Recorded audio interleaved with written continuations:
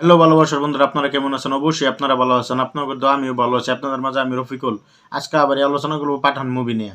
পাঠান movie মুক্তি হওয়ার আর মাত্র 2টা দিন বাকি আছে। 2 দিন বাদে সিনেমা হলে অলরেডি পাঠান মুভি রিলিজ হয়ে যাবে। বেশি দেরি না করিয়া ভিডিওটা শুরু করা যাক।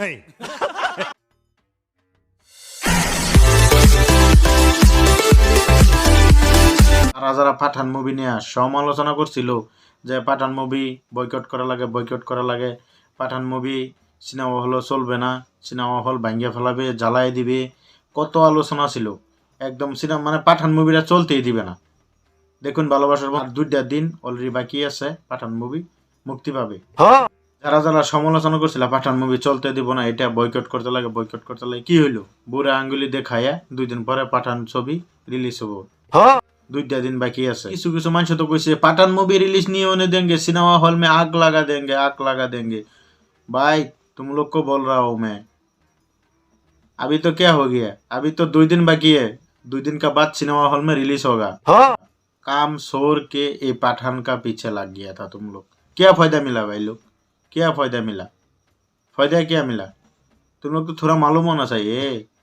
शाहरुख खान का फिल्म है, किंग खान, বলিউড কা বাদশাহ হে শাহরুখ খান। ভালোবাসার বন্ধুরা, আমি নাম নিব না, আমরা আসামের ভিতরেও কিছু কিছু বাইনছেরিরা পাঠান মুভি নিয়ে সমালোচনা করছে। তাগরও 2টা কথা কইবার চাই। তোমরা যে পাঠান মুভি নিয়ে সমালোচনা করছো, কাম কাজ বাদ দিয়া এই পাঠান মুভির পাশে লাগছো যে পাঠান মুভি বয়কট করতে লাগে। কিছু কিছু মানুষের সিনেমা হলও ভাঙ্গিয়া ফেলাইছে, মানে পোস্টার একদম সব জ্বালাই দিছে।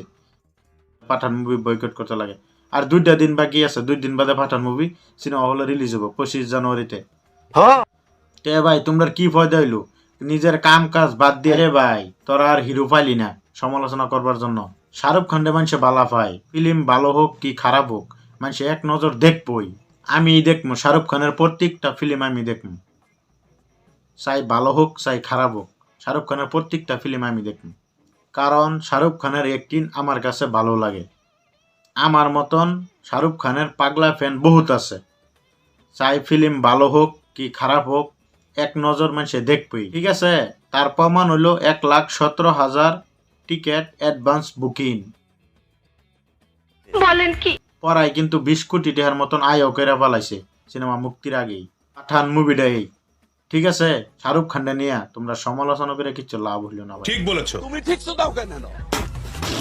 যাই হোক ভালোবাসার বন্ধুরা, আপনারা পাঠান মুভি দেখবেন কি না আপনারা কমেন্ট বক্সে কমেন্ট করে জানাইয়া দিবেন।